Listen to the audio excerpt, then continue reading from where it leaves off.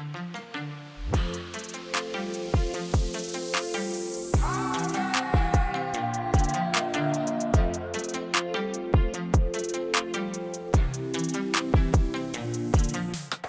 everyone, and welcome to the Podcast by Army podcast, where we talk about BTS, Army, fandom, and research. We are your co-hosts, Dr. Kate Ringland and Jhertau Her, a university researcher. Hello, this is future Jhertau editing the video. I have no idea why my microphone quality is so bad, and I deeply apologize for that. But it's gonna be like that the whole video. The whole podcast. ? Anyway, sorry. And today we're talking about ticketing and concerts. Woo! Ooh. We have both gone to the PTD LA, Yes. PTD Las Vegas, Yes. and D-Day concerts. Yes. So everything post 2020. Yes. And it's been a wild ride. You literally joined Ticketmaster Task Force Yes. in that time. Yes. Woo, has it been a ride? It hasn't. But yeah, I guess I'll get us started with my ticketing experience for PTD LA. This requires some context. I got into K-pop because of my 7 cousins. They're all sisters, but like my cousins, they were the ones who were originally into BTS. And they wanted to all go to Map of the Soul 7 tour together, but then that got canceled. So then PTD LA comes around and we all want to go together. And there's 8 people. Really, we ended up bringing 10 people because we brought all 7 sisters, me, and then both of our moms. Wow. So we had to get 10 tickets for this concert. So in order for us to go, what happened was that all 10 of us tried to get codes. Only 2 people got codes. Me and then one of my cousins. We were struggling already. I remember the setup that day. We were all on the living room floor at my house. We had the Ethernet cables in and everything for faster Wi-Fi. Yes. And we were all ready to go. And we're all sitting down, like the countdown is starting, like the ticket page, the little purple walking man, whatever. We're going. We started. And we're like waiting, and little purple man's moving, and we're like, yeah, you can do it, little man. You got this. Go. And then the moment it reaches the end of the purple line, it stops. And it doesn't work. It's not going. We're all freaking out. My cousin, who had the other code, she stayed on the page. I, looking on Army Twitter, was like, okay, some people are saying it refreshes and then it takes them straight there. I was like, I'm going to risk a refresh and do that. I did it. I risked a refresh, didn't get back in immediately. Disappointment, sadness, tears. I was on the verge of crying. And my cousin, she managed to get in and start buying tickets. So it was like 6 tickets a code at this time. Yeah. So she was struggling to buy 6 tickets. She would find 6, put them in her cart, but then she would go to purchase them, and for some reason they're gone, even though they're supposed to hold, like when you're trying to purchase it. But she's doing that. She's trying to figure it out. Eventually, she gets the 6 tickets, and then we didn't get the 4 ones that we needed. So what we did was we decided to we split it up somehow. I think we managed to get 7 tickets for PTD day 2. And then 3 tickets for PTD day 1. No, we got the 4 ticket for PTD day 1. So with my code, we got 4 tickets for PTD day 1. And then the other codes were for PTD day 2. I'm pretty sure. Because my cousin, she didn't get it day 1. Sorry, this is backtracking. She didn't get the day 1 tickets. She switched over to day 2 because it was less, what's it called? There was less demand for day 2. So she went to day 2. She got the tickets for day 2. She got 6 for day 2. And then we got 4 for day 1. And I went to day 1 with all 3 of my cousins. And then my mom and my cousin's mom and like the other cousins, they went day 2. So that's how it worked. And that was the most stressful experience of my life. Honestly, I don't think I've ever been more stressed than during that ticketing experience, even for Las Vegas and like that. because it was a lot. And there were so many problems. And then that's when all the Ticketmaster, like all our like advocacy work started. Passing over to you, Kate. Yeah. Woo. So I had a code, and I'm trying to remember. So I was like in a group chat with a bunch of different people, and we were all like, okay, we're just gonna buy the max and then see where we end up and trade and swap with whoever needs a ticket. And I was shooting for getting tickets for day 1 and day 2, I think, is what I had decided. Oh yeah, because I had a job and stuff, so I couldn't be not on the weekend, basically. And so I was in the queue. The thing I remember the most vividly from that first ticketing experience was just how long it took. This hours. Like, it's hard to explain to somebody who hasn't done it, but it's just because you're sitting there and you got to queue up before it actually starts, right? You got to get everything set up, and that's like an hour. And then there's like the potential hours you're sitting waiting in the queue. And I still remember it's just hours and hours. It felt like forever. And your adrenaline is pumping the entire time, right? It was so stressful. And then I went through all of that on that day of ticketing, and I got nothing. So I went through all of that, and every time I would try to get a seat, it'd be gone by the time I got to my cart. There were all these weird glitches. I kept having to refresh because the whole thing would crash. As a UX person, I have some qualms with how your website is working. And anyway, it was such a mess.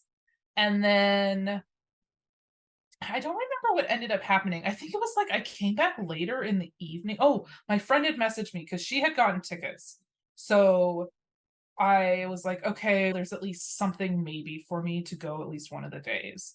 And so then I had been like bummed because I hadn't actually gotten anything. Somebody DM'd me and was like, oh, I got a pair of tickets, but the person I was going to go with can't actually go that day. So we're going to do something else.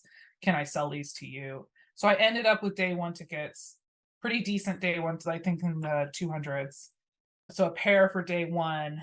And then my friend had messaged me. They opened up more stuff on the sides. That's what they had done.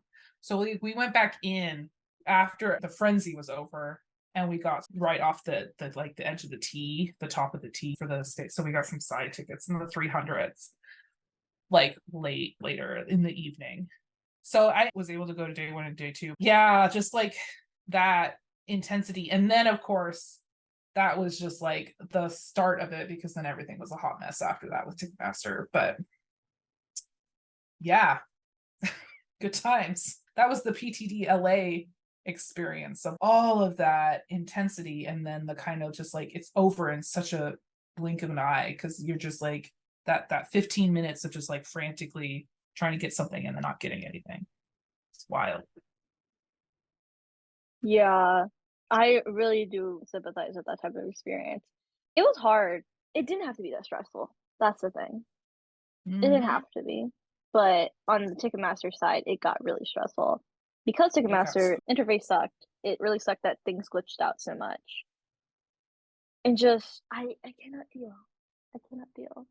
Do we want to also talk about our experiences at the concerts themselves too? In this segment while we're here for PTD? Yeah, we might as well. Let's unpack it all while we're here. All right, I think LA. Yeah, I will say that before we move into the actual concert experience or whatever, but I'll say too that as we unpack the rest of this in this episode, that the venue that you're buying the ticket for, so not just Ticketmaster, but the venue itself, is also plays a fairly, I've discovered through experience now, it plays a fairly significant hand in what Ticketmaster displays to you and what Ticketmaster sells to you. I still lay almost all of the blame at Ticketmaster's feet for a lot of the experiences we've had, but having gone from the LA SoFi experience to the Las Vegas experience, which we'll talk about in a bit, I can tell you that the SoFi Stadium, whatever they did on the back end for Ticketmaster, was also crap. So I have nothing good to say about the SoFi Stadium. All right. I as well. I have so many issues. I made a whole hour-long video on SoFi and like the experiences at this concert, but I'll just reiterate the stuff here because we might as well. We might as First well. off, terrible signage, 0 maps anywhere. I didn't know where I was.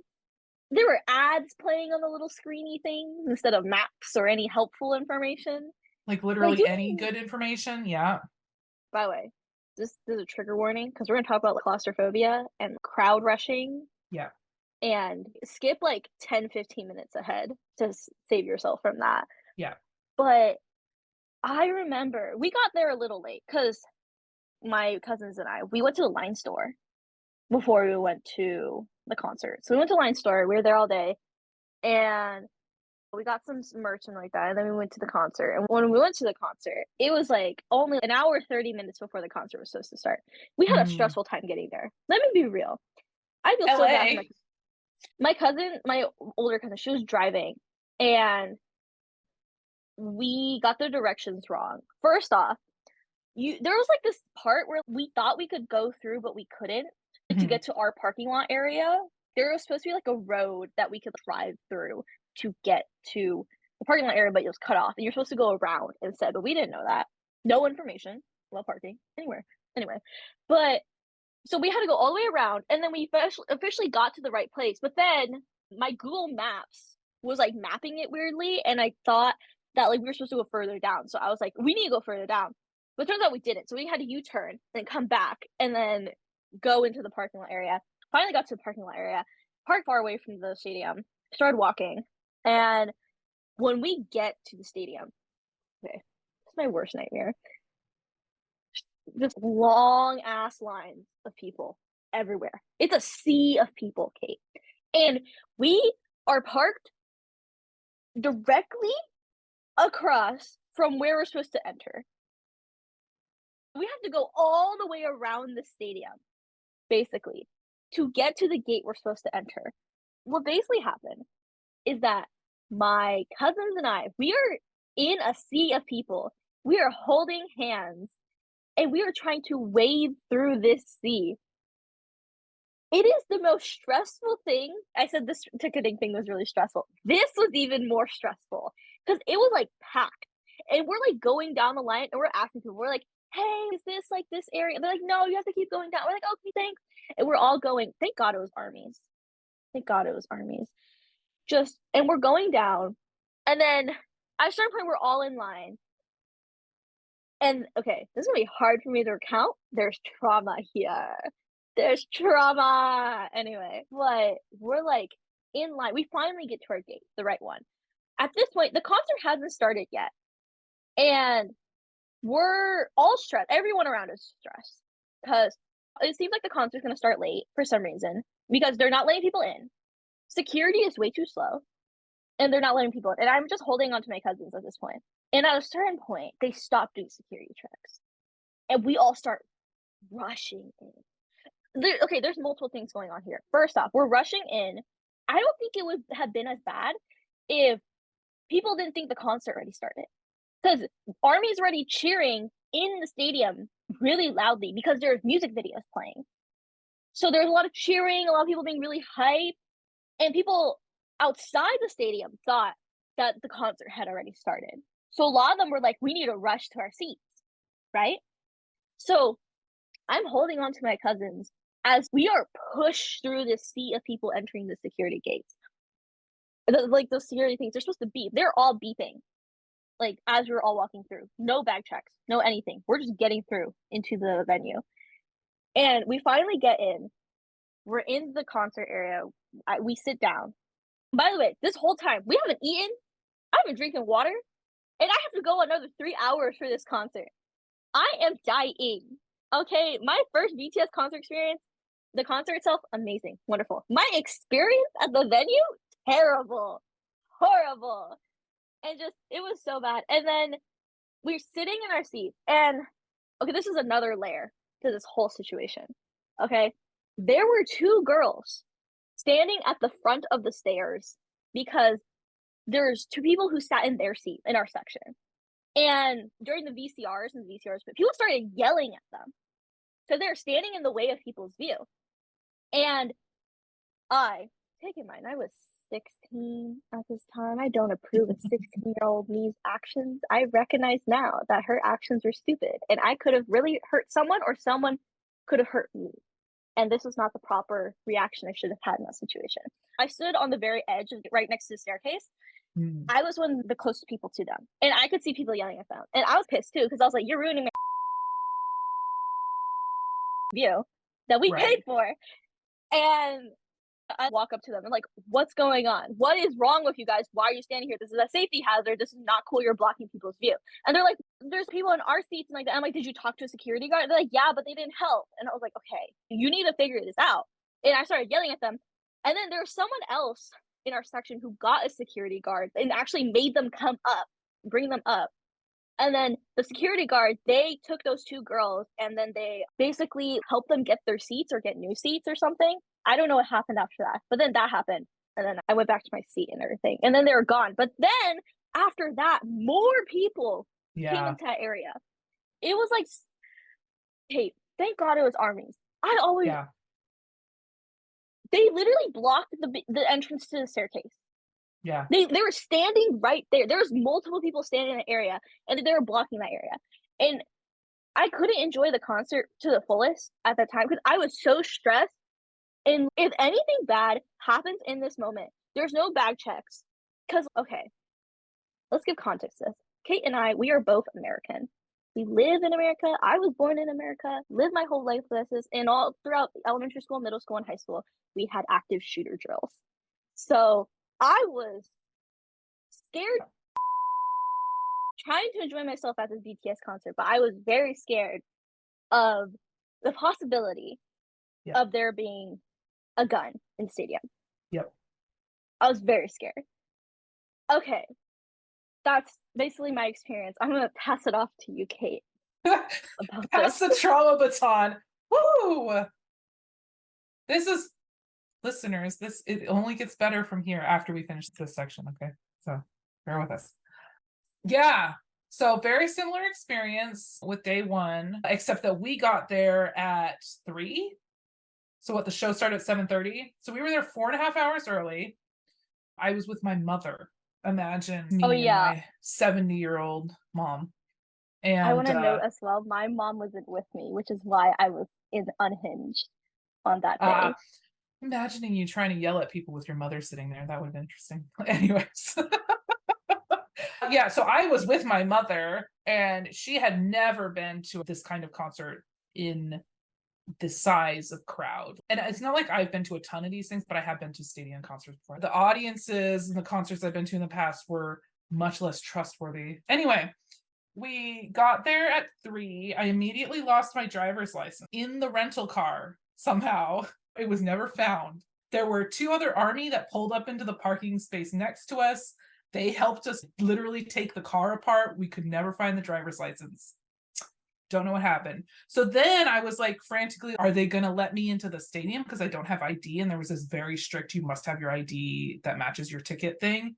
And I was like, I have a picture of my passport on my phone. Is that going to get me in? And it was like, so there was so just going into the stadium was already like, I was already freaking out and like super anxious that I was going to go through all this and then they weren't going to let me in.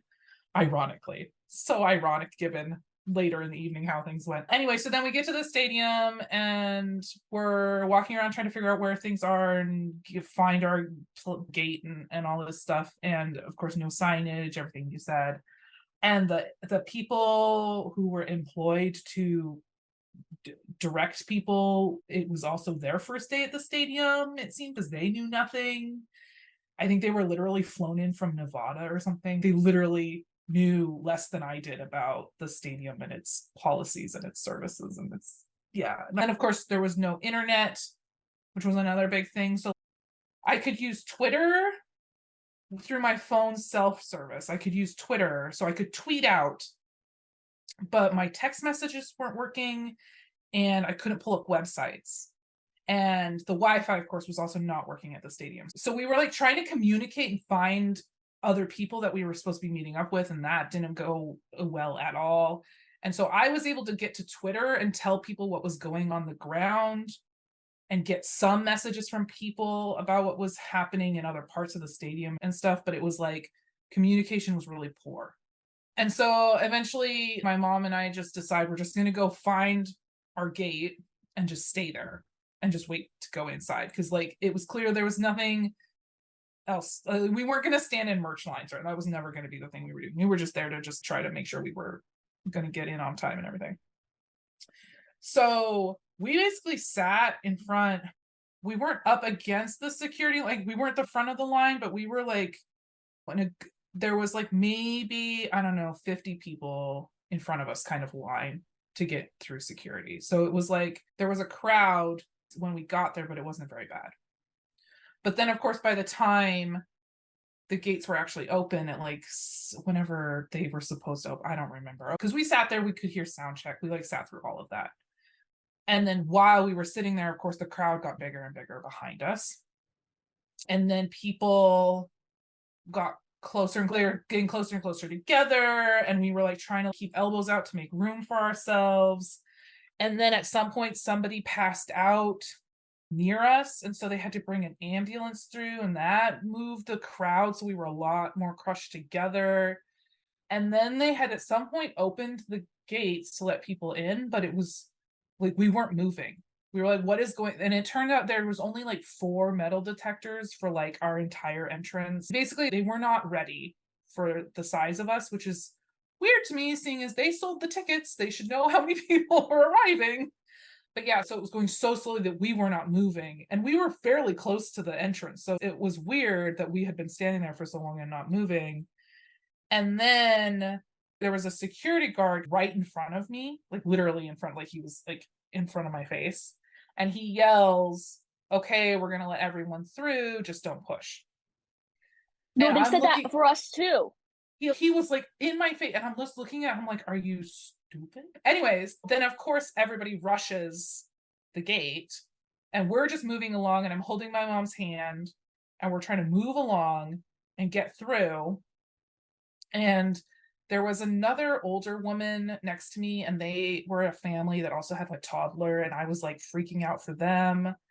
And I was trying not to lose my mom because there was no communication. And if I lost my mom in that crowd, I was like worried she'd get hurt and I would not be able to find her. And so it was like we were holding hands. We finally get up to the place with the metal detectors, and there was like these little barriers, like they were supposed to be like little corrals, but they're only like 6 feet long or something. But these little corrals where theoretically they'd be standing there and you could be going through the metal detector. And at the end of the corral, before you get up to the metal detector, there was like a trash can, supposedly for people, I'm assuming, to throw out the stuff they weren't supposed to be bringing into the stadium or whatever, right? But it's this overflowing trash can, and I'm getting pushed into it because everybody's rushing behind me, and I couldn't get to one side or the other. I was just being shoved into this trash can. So I'm like standing over this trash can, trying not to fall into it. There's a security guard standing right there next to the trash can, watching me get pushed into a trash can. And I'm screaming, stop pushing me, I'm gonna fall over. Like I was screaming at people to stop pushing me. And then finally my mom was able to yank me around so that we could get into one of the little corrals and go through the gate.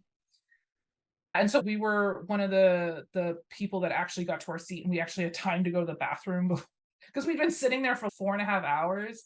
So we had time to go to the bathroom and then just get into our seats right before the show started, basically. And and then it was like the adrenaline rush of being in, like going through that. It did color my experience a little bit, especially the first part of the show. And I will echo what you said about being an American growing up in this America. And the whole time I was sitting there, I was just terrified. I cannot express to someone who doesn't know that feeling of just never knowing when somebody is going to have a gun in the room. And I still remember that feeling during that concert. But anyway, yeah, we should also say that this was all right after the Astroworld incident. Hello guys, this is Future Jhertau. I'm just interjecting really quick to give some context to the timeline here. The Astroworld tragedy had happened on November 5th, and then the PTD LA SoFi Stadium concerts happened on November 27th through the 28th, and then December 1st to the 2nd. So PTD LA happened a couple weeks after Astroworld, and with that context, that's what fueled a lot of the conversations during this time. So yeah, that's it. Like, it had literally happened just like weeks before the concert, and obviously that had much more horrifying results. And so I think that there is not a day that goes by where I'm like, I am just really glad that was Army and not another group of people that we were with going to see that show. But Yeah. I know we've talked about this before, but it being Army really made the difference. I don't even want to It think about what it'd been like if it hadn't been Army. it would have been a disaster. It would Honestly. have been really bad. There was already worries of the concert being like a super spreader, and because COVID was very much still rampant at the Yeah. time. And there's a whole initiatives from Army to bring masks, to mask Yep. up, and there's so much community care going on. I felt safe. I was just worried of what someone else would do, and that stressed me out. Even when I go to concerts now, sometimes I get scared. I'm a university working through it. professor. I live with that kind of niggling fear of what if it's today in the back of my head every day. But no, when security is clearly that lax and you have that many people in a space, I've lived through too much to not have that fear. Hello, this is Future Jhertau once again. Please skip the next 5 minutes if you don't want to hear about gun violence or anything related to guns or crowd crushing or the trauma of the concert experience. I'm here giving a forewarning now to please protect yourself and do what makes you feel safe. It really is a sad reality that as American people, we have to live with that. I think what really made me mad at that time was a lot of international armies who aren't American who didn't understand that. They're like, Yeah. why are you guys so stressed out? It was just like some pushing and shoving and like that, but you all got to see BTS, right? Yeah, we got to see BTS, but also the whole time I thought someone would bring out a gun and shoot one of them, Right. like an army. Sorry, this is a very triggering topic. I'm sorry. We're gonna have to put a whole big trigger warning on this. All the trigger warning. Yes, but that's what I was stressed about the whole time I was watching that concert. I like recorded a lot during that concert. Even looking back on it, I'm like, I don't remember any of that. No, true. And the thing I'll also say is that I remember at the time, and I remember because I've written a couple of blog articles about this too, and I've now written an academic paper about it, TBD whether that ever gets published. But I had to find a way to work through my trauma, apparently. No, but I will say that a lot of, especially as we were all trying to work through the trauma, there was a lot of people on the timeline, especially people who weren't there, especially people that don't fully understand the American context, who were like, oh, don't say anything bad because that's going to reflect badly on BTS. And I get the sentiment, but also we need to be able to talk about this and we need to be able to say, yes, this happened. And I don't blame BTS for this at all. This is very much on SoFi Stadium for creating this unsafe environment. And I need to be able to talk about it. And I think we need to be able to say these things because if we don't say them, they will happen again. And like we're saying, if it's not Army, it could end up being much more dangerous. Yeah, I agree with that. It's just, I remember during our time, my cousin had recorded this one video of us going through the metal detectors. I think you know the one where it's like they're all going off and then we're being pushed through. That sound is in my head forever. And we're talking about triggering and trauma. I have flashbacks every time I go through a metal detector now. Every time. And I have been traveling a lot. So let me tell you, I've been going through a lot of metal detectors recently and it has not gotten a lot easier.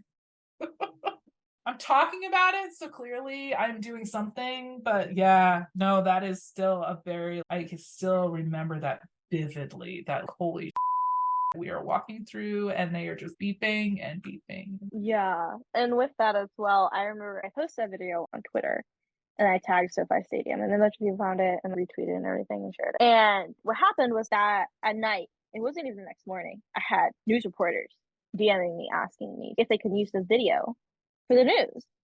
And what I did immediately was like I went to go talk with other armies about it, and I was like, do I do this? Because take in mind, Ken, I was 16. You were 16. I get it.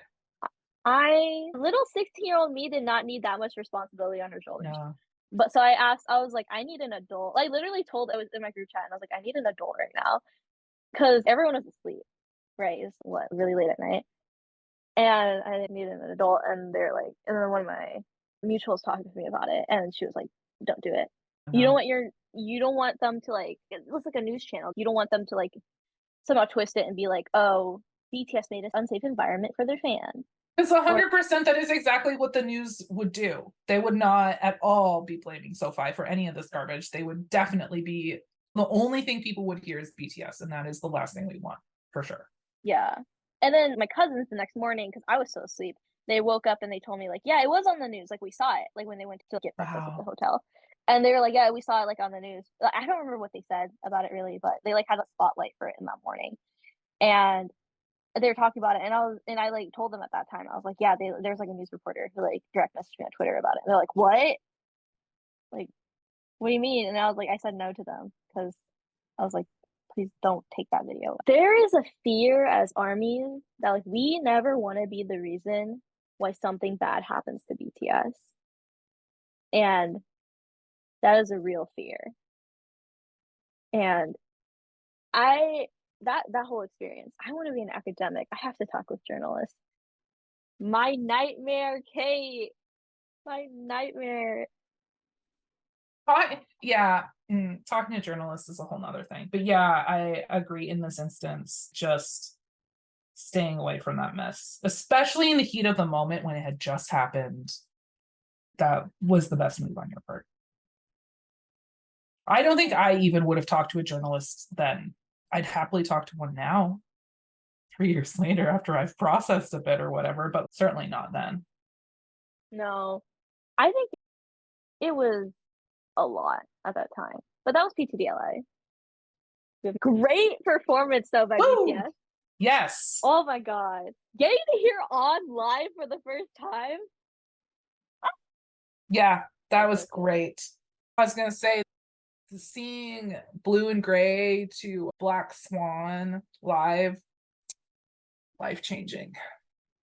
So good. I love when they perform Idol and then they just let the crowd do a woe. Yes. You could feel it. It was so good. Oh my god. Good. The best feeling in the world, really. You can't replicate that. And it was amazing. But yeah, that was PTLA. We want to move on to Las Vegas. Please, let's move on to better things. Bigger and better things. Las Vegas, better experience. I think, okay, either my cousins got the code and they took care of it, or I got the code, but then I gave the code to them to take care of it. Something like that happened. But I didn't end up going with the original 7 cousins that I went with originally. I ended up going with this other cousin and this other aunt to Las Vegas. Because it was more expensive. Because we couldn't just drive. We had to fly there. And then, also, I have a funny airplane story. I feel so bad. But my mom and I, we went to Las Vegas together to go to the concert. And we sat next to this very tall man in this economy airplane seat. And he has a window seat. He's like smushed against the wall for the entirety of the flight. He's got an arm up here. He's flat against the window. He has the window like closed, actually. And then he's flat against it. And I was like, well, me, I'm pretty small as a person. So I was just like sitting in the middle seat, just hanging out. And my mom was in the aisle. She loves the aisle. But I felt so bad for this man. And then I actually am a little bit as we're on the plane. And he like turns out like he like comes to Las Vegas a lot. And then he was like, oh, why are you here? I was like, oh, I'm here for a concert. He was like, oh, what stadium are you going to? And I was like, oh, the Allegiant Stadium. And he was like, oh, we're going to pass over it soon. So he opened the window and then we looked at the Allegiant Stadium. Nice. Yeah, as we were flying over. So that was really nice. And then we got to Las Vegas. Immediately smells like smoke. Immediate. Not even a little breath of fresh air, Kate. Just immediately smells like smoke. And we get out of the airport. We take an Uber to the casinos because my aunt and my cousin are there, and we meet them. First thing we do is the Bellagio fountains. Hello, this is future Jhertau. I lied. It wasn't the Bellagio fountains. It was the Mirage Volcano fountain. So it's the one that like has the music in it, like erupts every hour or whatever. I don't know why I said the Bellagio. The Bellagio is like completely different. We didn't even see the Bellagio on the Las Vegas trip. But yeah, it was like the Mirage Volcano. Sorry about that. It was lit though. It was lit. I loved it. So we did the fountain, and then after that, we walked around, did a little shopping, and then we got to our hotel, and then crashed. And the next day was a lot of things going on. We got, at least we had the tickets and we were happy, and it felt much safer as last out. How it worked was the Allegiant Stadium's near this one hotel. I forgot what it's called. Girl, it was called the Mandalay Bay. Anyway. But they like closed off the road to that hotel. And you have to either walk there or there's a different way to get there. There's like the parking lot near the stadium. So my family, we decided to walk there. So we walk from like the main casinos, like near the fountain, all the way down to Allegiant Stadium. It was a whole day thing. I was so tired by the end of the day. Okay. There's a trend in these concert stories of where I go to concerts dead exhausted, which is my fault. Okay. It's my fault. So we get there and we're there and we start walking to the stadium. Immediately, it is so much better, Kate. They have lines we're going through. They have barricades. Yeah. We're in nice line. We got there early, by the way, because I was not about to go through SoFi trauma again. But we got there early. We were in lines, nice lines. Everyone was so nice. There was this one girl who had a Bang PD Marry Me sign. So funny. Good times. Good times, Kate. But we were there, waiting in line. And then we eventually all went in. Single file. It's nice. They did the little bag checks. It was fine. And I was like, oh my God, this is like heaven right here compared to SoFi. It was so nice. And then we were in there. We get an overpriced kind of crappy burger and fries. It was okay. Yeah, at least I got food this time. It wasn't starving through 3 hours of a concert. And then, oh my God, after PTD LA, we got McDonald's. We did that. Las Vegas was fun. We were doing that. But also, I had my mom with me this time. But I still made problems because sensing another pattern here. I'm a problem. I've decided.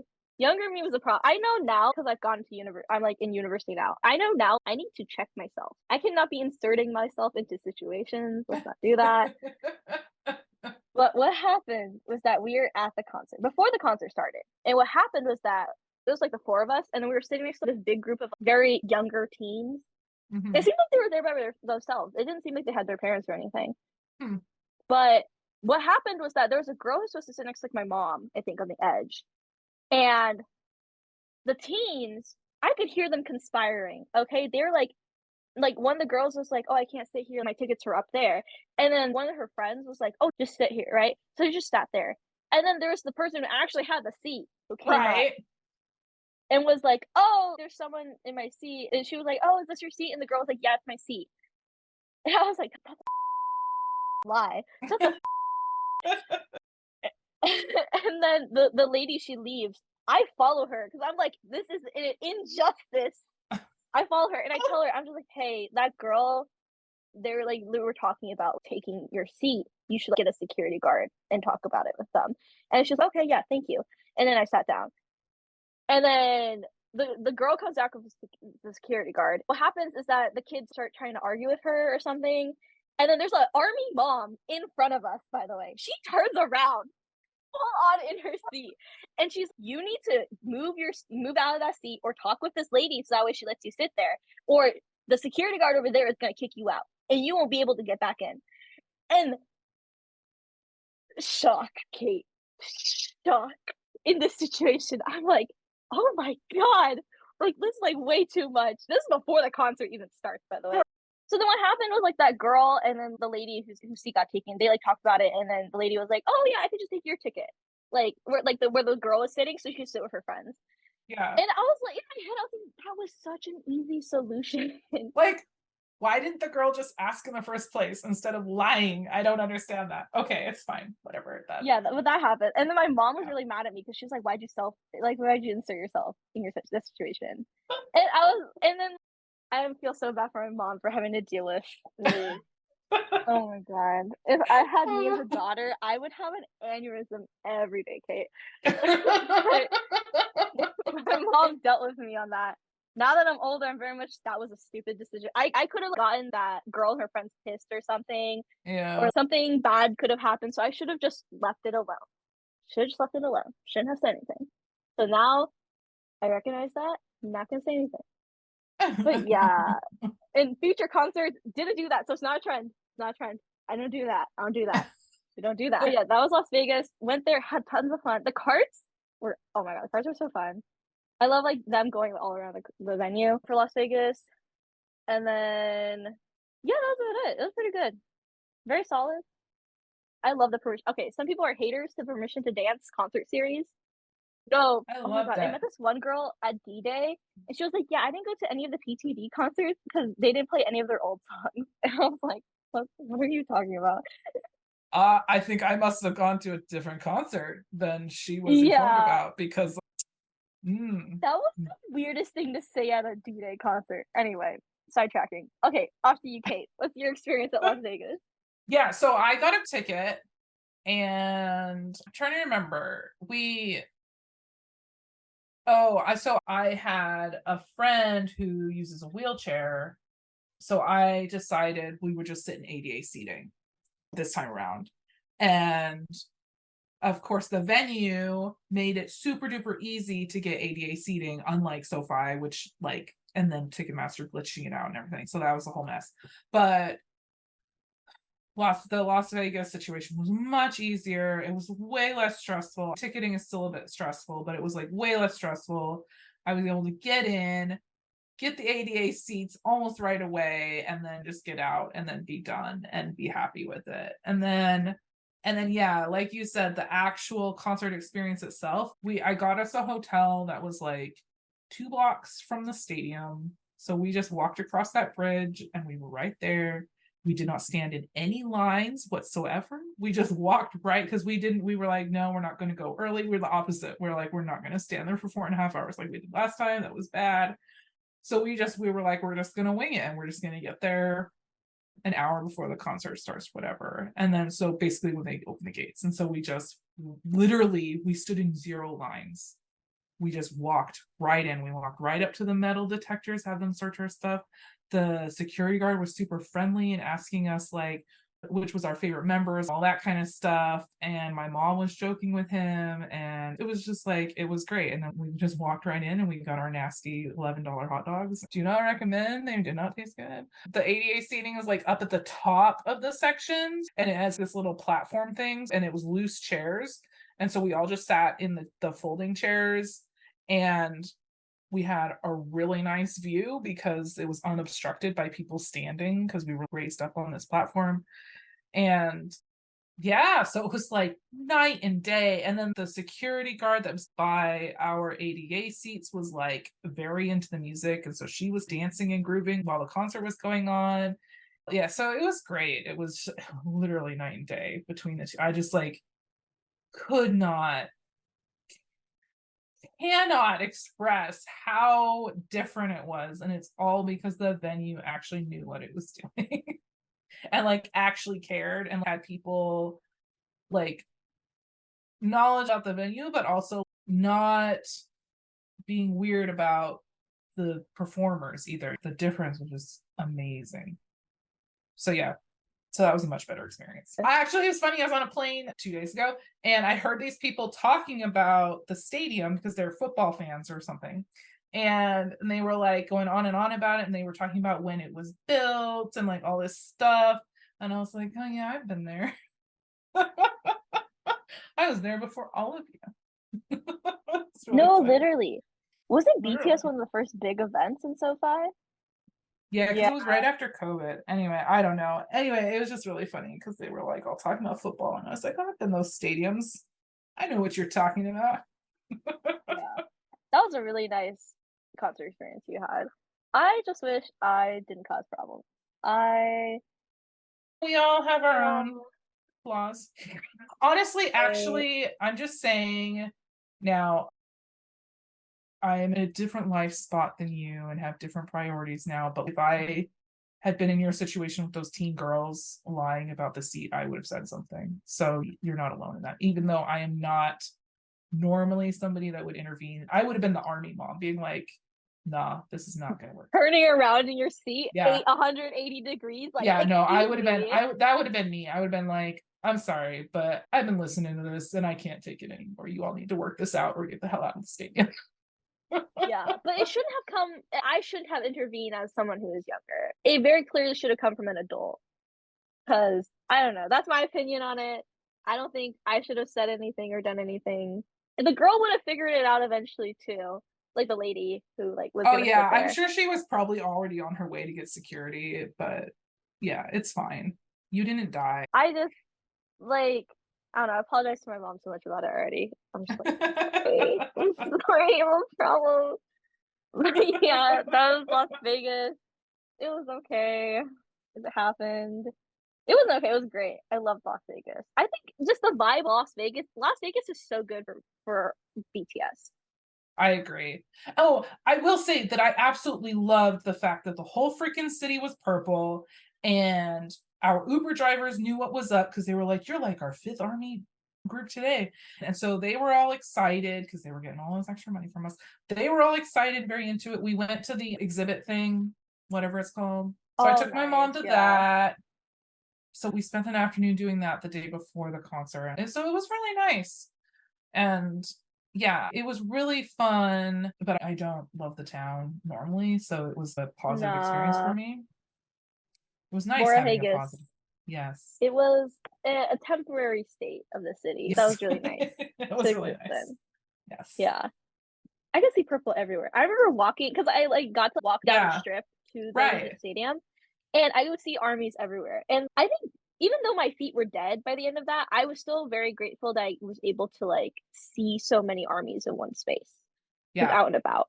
Yeah, but as we move on, let's go to the D-Day concerts. And I only went to one, but Kate went to what, 5? I went to 4 in person. Okay, Kate. Whatever. No need to brag. Miss Influencer Kate. Anyway, I went to 1. I went to Oakland day 1. And it was, oh my God. I have a story to tell. It was an excursion to get there, Kate. First off, I guess we already know this. We're from Santa Cruz. In order to get from Santa Cruz to Oakland, where the concert is, you have to take a bus from Santa Cruz to San Jose, and then you have to take a train. Yeah, it's 2 hours to get from the bus to San Jose, and then you have to take a train from San Jose to Oakland, which is another 2 hours. So this is a 4-hour trip. I had this blocked out. I had this ready to go. But on the day of the concert, I woke up late. Why? Because I stayed up till 3 a.m. crocheting little tangerines to give out to people at the concert. I made I think 60, 70 of those little tangerines. Orange spears with little green leaves. I think I was like finishing off the leaves in the train to the concert. But yeah, that's how freebies work, by the way, guys. It's a labor of love. Yes, I was already exhausted. So I woke up at 8 a.m. I was supposed to wake up at 6, get on a bus to get to San Jose, get on the earliest train from San Jose to Oakland. Because I was going to get there around 10 to meet up with other armies that I wanted to meet up with. And then we were going to do a bunch of freebie and hype stuff up before the concert starts. Basically, I wake up, get ready, put everything on, say bye to my roommates, start walking, get to the bus stop. On the bus, I look at the time. I realize I cannot make this train. No, sirree, I cannot make this train. I am not going to make this train. I'm not even on the bus to San Jose yet. I will not make this train. I have accepted that. What I do on the bus, I download Uber for the first time. Oh my God.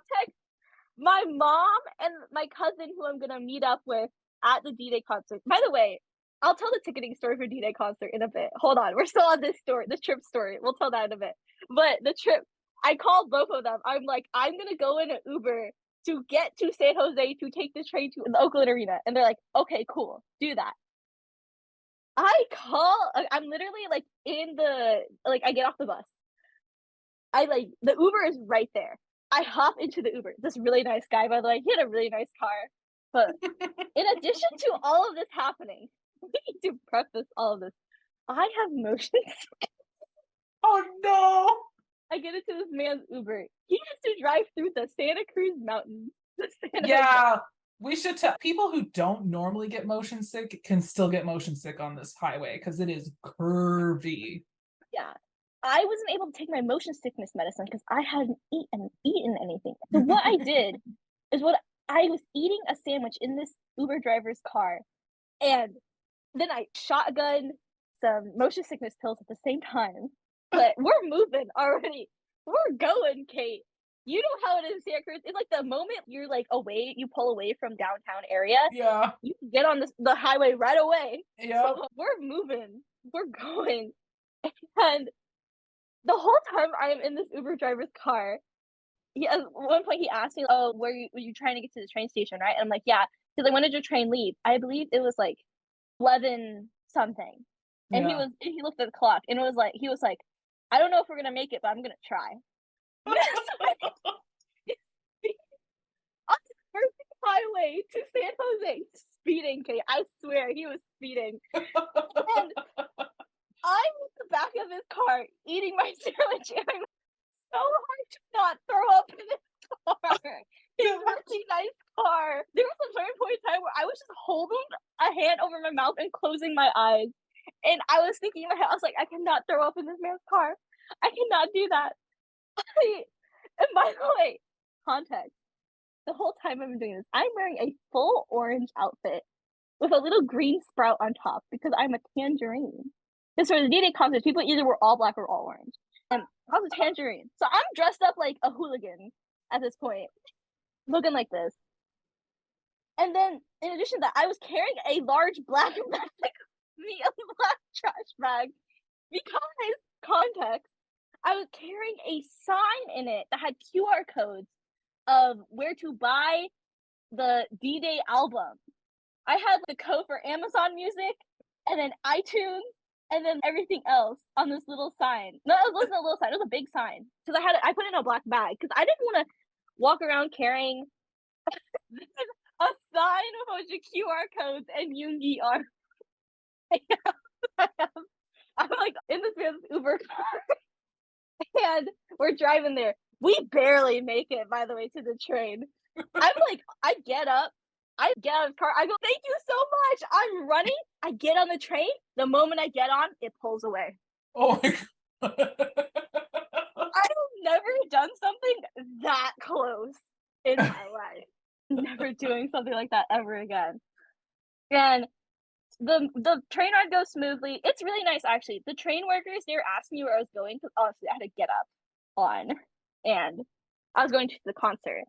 And they're like, "Oh yeah, we saw like a bunch of other people going to the concert too. What was it for?" And I was like, "Oh, it's for this rapper. His name is August D." And they're like, "Oh," yeah, there's a lot of cool rappers who have played at the Oakland Arena before. And I was like, "Oh yeah." And they're like, "Yeah, can we like hear this guy's music?" And I was like, "Yeah, go ahead." So this one train worker, he opens up his Spotify and starts playing D-Day. And this is cool. And then they leave. And then I get off the train and I get to the Oakland Arena, which is like, it's like huge. And we do all that. I meet with friends. One of my friends, she has a speaker. So she was streaming BTS songs. She was like, the streaming never stops. The streaming never stops. She's streaming BTS songs. As we were waiting like around in the concert area, because we couldn't line up yet because it was only for VIP lining up for like sound check and like that. So we were just hanging out and we were like giving out freebies to people, exchanging freebies and like that. Gave out all my tangerines. I gave my last tangerine to this one lady who was like standing first in line to get into the concert, because she actually like had someone save her spot, and then she like came over to me. She was like, "Are you the person with the tangerines?" And I was like, "Yes." And she was like, "Oh my god, can I please have one?" I was like, "Here you go." I gave her my last one. And then she went back to go sit down, and I was like, "Oh, that's really nice." And then we're at the concert, and we're all lining up finally to get into the concert venue. We are like, okay, it's like snakes, right? Yeah. My group, we line up at the edge of like where it starts to curve. And me, because I am insane, I have run events before. I've done event planning. I've done theater house management work. I know how to run a crowd. I know how to run events and lines. What I do as we're like at the edge, I'm just like, okay, everyone, let's turn. And I'm guiding everyone to turn. Everyone's starting to turn because people are trying to line up like a square, like they're trying Right. to make a corner. And I was like, we cannot do this. We need a snake. So I was like, okay.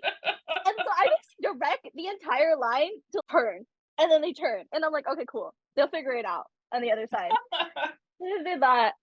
Oh my god, they didn't have barriers or anything to guide the line. So I was like, oh my god. Anyway, but that happened.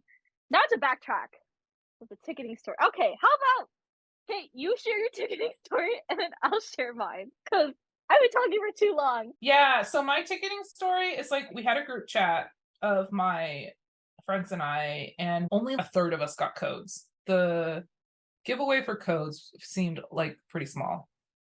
And so especially amongst those of us who were going to do trying for West Coast shows, so the LA and Oakland, we were all, okay, just max out the number of tickets you can get and we'll figure it out and figure out who can go. So that's what we did. And the ticketing experience wasn't as bad as some other ticketing experiences we've talked about in this episode. But the one thing that really sucked was the dynamic pricing. And that I have lots of feelings about, which is maybe like a different episode to talk about. But so that kind of put a damper on some of the experience because one of my friends accidentally ended up getting charged like $4,000 on her credit card. And so we were like, she got tickets, but none of us wanted those tickets because none of us could afford them. And so she was like, she spent so long trying to dispute the charges and stuff. Anyway, so that's like a whole nother story. But when I went for my 4 tickets, I went for the Oakland show, so I got pairs for day 1 and day 2.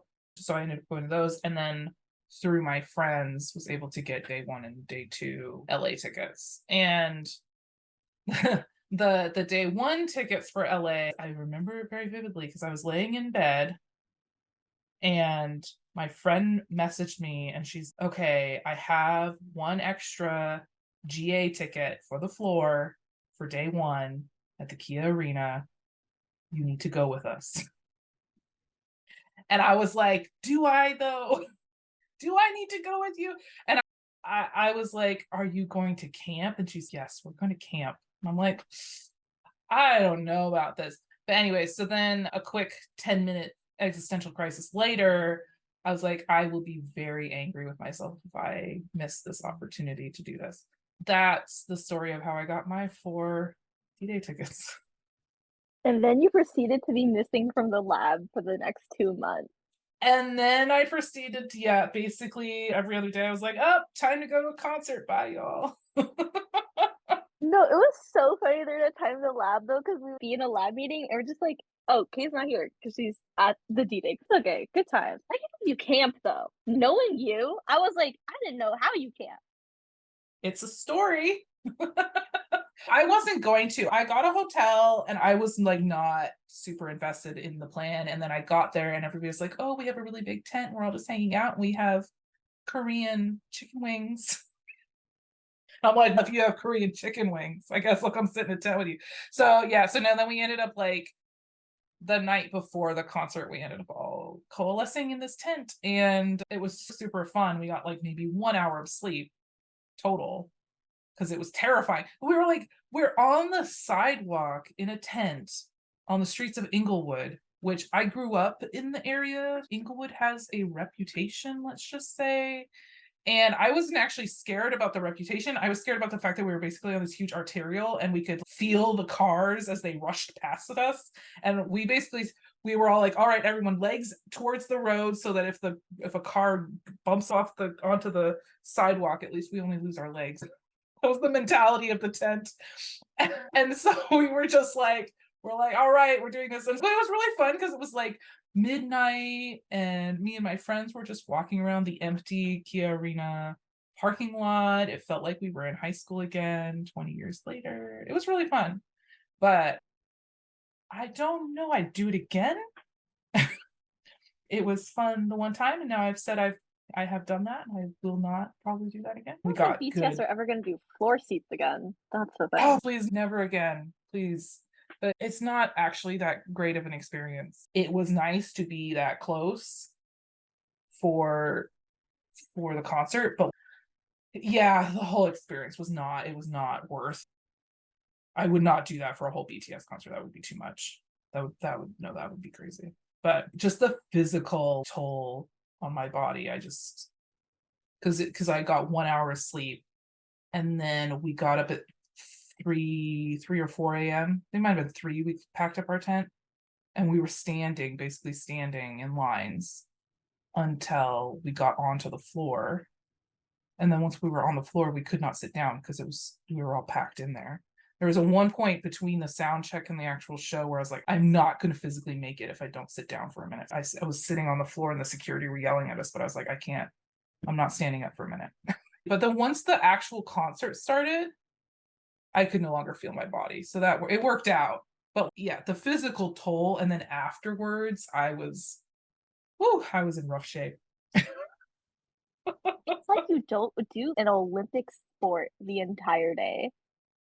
Yeah. Well, you're doing all that with very little food, and you're trying not to hydrate. You're just trying to stay hydrated enough that your body doesn't keel over, so you don't have to go to the bathroom every hour, because of course there are no bathrooms because you're standing in lines in the hot sun all day.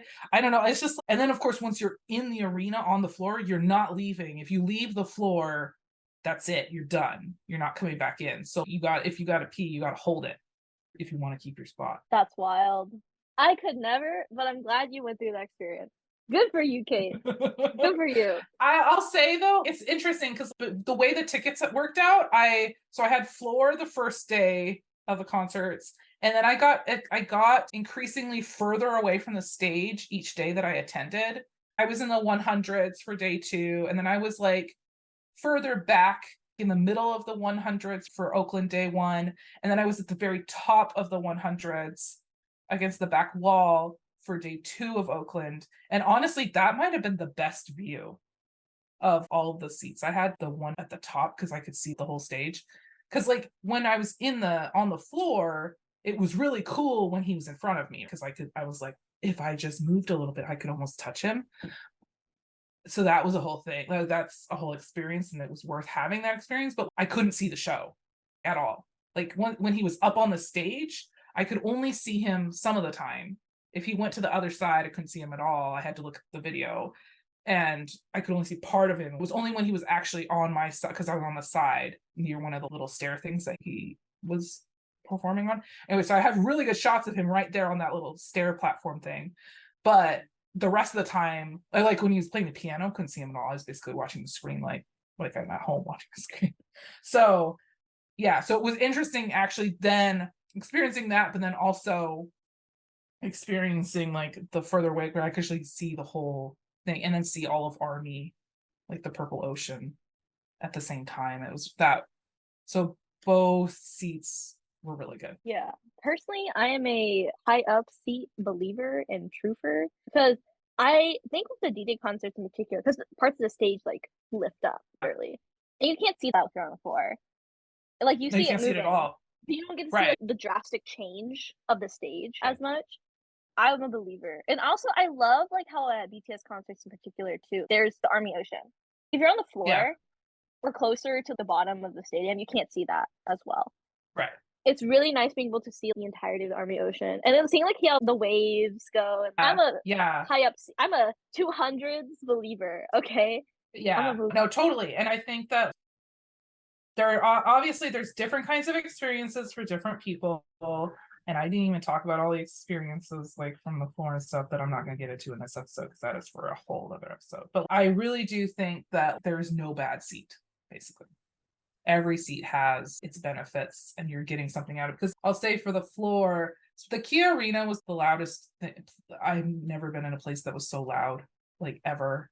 Like Oakland was nice. Oakland was a nice level of noise. Like it was still loud, but it wasn't like my brains were melting loud. Kia Arena, I don't know what was in the water, but people were loud. There was like, I felt like they were breaking the sound barrier. And so it was like more of a actual physical experience, whereas being up higher in Oakland was nice. I could actually experience the concert the way I am imagining a concert was meant to be experienced. Yeah, I do get that. Now, I should tell my ticketing story for D-Day, Yes. which is the whole thing. I actually, okay, I did not plan on going to the D-Day concerts. I had accepted that. I was like, I am a university student. I need to focus on school. I can't do this because it was on a weekday too. Yeah, Open day one. your whole bus Uber story. I was teaching class that morning for day one, so I was actually over in San Jose teaching class, and then I drove up to check into my because I got a hotel right next to the arena because I love myself. So I drove up to the hotel and checked into my hotel. And then I invited one of my friends. I invited her to because I had an extra ticket for day two. So I invited her. So I drove back down to campus to pick her up and drive her back to the concert. And then we stayed in the hotel together for day two. So anyways, completely different stories, even though we were literally coming from basically the same places. And yeah, I hate public transportation. Anyway, it's horrible. It's horrible in America. Anyway. Yeah. But yeah, I had that experience. But so I was like very okay. I had accepted it. And then I signed up for the code thinking, oh, if I get a code, then I could just give the tickets to my cousins because they were trying to go too. I took it for the code for D-Day and the TXT concert. And then on the same day, they gave us the codes on the same day. They ticketing on the same day for TXT and D-Day. I get codes for both the D-Day and the TXT concert. I'm on the phone. I literally stepped out of a lab meeting for this, I'm pretty sure. I remember there was some stress about this in lab meeting. I do remember this. Yeah. Actually. So I stepped out of a lab meeting. I started calling my cousins. I was like, guys, I got the code. And they're like, thank God, because none of us. It must have been on a different day than me. Because I ticketed at home. I wasn't in the lab meeting. Same day, or I'm misremembering it and it was on different days or something. And this was like the TXT. Yeah, I don't know. But yeah, I got the code. Bought both tickets at the same time, I'm pretty sure. And I got it for my cousins initially because I was like, okay, yeah. And they're like, you're going to come with us, right? And I was like, yes, I'm going with you guys. So I like on the phone and I'm spending like a stupid amount of money for tickets. I have college student money. I don't got money like that. But this life, it was like my bank account number's going low. But I get the tickets. I get both. It's crazy to get both tickets. Honestly, Kate, I'm gonna admit this. I'm gonna tell you about this. But like in the days leading up to the D-Day concert, and then all the way until I went to the TXT concert, my left eye kept twitching. And I learned it's because I didn't get enough sleep, and I was super duper stressed about going to these concerts because it's very stressful on your body. And I also had a really hard calculus class during this time. I end up getting an F in the class, I think. I got like a 56%, but then he curved the class so hard that I got a B. That's how college is like, kids. But yeah, I got the concert ticket. I think I'm never going to do that ever again in my life. I'm not going to stress myself out that much. I need a car, okay? Yeah. I'm not doing that again. But yeah, that's my ticketing story. That's D-Day. And yeah, I'm happy with it. I'm happy with the concert going too. Even though there's so much stress, at least there's BTS at the end of the day. Yes. Yes. And I will say that I have videos on my phone from each of those concerts, like every single concert, that I like frequently go back and rewatch because I'm just like, that's my happy place. Yeah. Oh yeah, we also want to talk about freebie culture in Army. Because we've only been on this episode for an hour and a half now. Oh, we have? Dang. Okay, that's another day. That's another. This is part one of the concert experience. The concert experience. We could talk for another hour about freebie culture. Crazy. Easily. That's this video. Any final thoughts, Kate? My final thoughts. Oh, my final thoughts are that TicketMaster sucks. SoFi Stadium sucks. BTS is lovely. I will say that I actually have a whole paper about this that I would love to get published at some point. It's out there being reviewed right now. Appreciate, even though I've been to all these in-person concerts now, I also appreciate the other modalities of concerts that are offered. And I hope they continue to do that. And I hope that they continue to give different options always, because there's something nice about also having a chance to do this at home and not have to deal with all this stress that we just talked about. And then obviously for some people, like, that's not even accessible to them for lots of different reasons. And so yeah, I'm a firm believer in all these different concert experiences can be good and can be like nice to have. And I really appreciate being able to do these in different ways, especially if I keep doing this stuff that makes my body give out. I'm gonna have to stop doing these things that hurt myself. So like, I appreciate that I could also, like the Las Vegas, for example. I was like, okay, we'll just go to day 3 and then we'll live stream day 4 from the living room at home. So like, we could make those kind of decisions because they offered those different options, right? That's my wrap. Yeah, I agree with that. As long as they keep the price for the online streaming concert below an actual ticket price, I will take it. I will take it. Because when people complain about the ticket prices for the online stream concerts, I do too, because I'm a college student. I do appreciate having that there and being able to decide, oh, I don't need to stress about going to this concert. Or I'm feeling like I don't have to stress about recording something either, because I'm like, oh, this concert will exist in the form of the movie or the video that they release. Yet to Come in Busan is going to be released on Amazon Prime pretty soon. By the time this episode comes out, it's already there. Yes, but it'll be already on Amazon. Yes, I'm like grateful for things like that, because remember during Get to Come in Busan, after Run BTS, it was gone. Live stream was gone, so I'm happy to have it now. Yay! That was a stressful night. Oh my god, that was a stressful night. But yeah, we're thankful for what we have. I'm thankful that I have like parents who know about my love for BTS and are willing to let me go to these concerts, are willing to let me maybe misuse my money to go to these concerts. I'm thankful for my parents, and I'm thankful for like the privileges that I do have to be able to go to these things. I'm very grateful, and I recognize that as well. Yes. I love that I could take my mom to these concerts. Honestly, that was maybe one of the best parts of all this is she took me to all kinds of music concerts when I was a kid. We went to opera and we would go to all sorts of things. And it's nice to be able to like, even now in a very different genre, be able to like share that with her. And I also will say shout out to all my like group chat friends who have been on the front lines with me and making sure we could all get tickets and have these awesome experiences and dragging me into a tent in Inglewood and like having these really good memories. I appreciate that opportunity.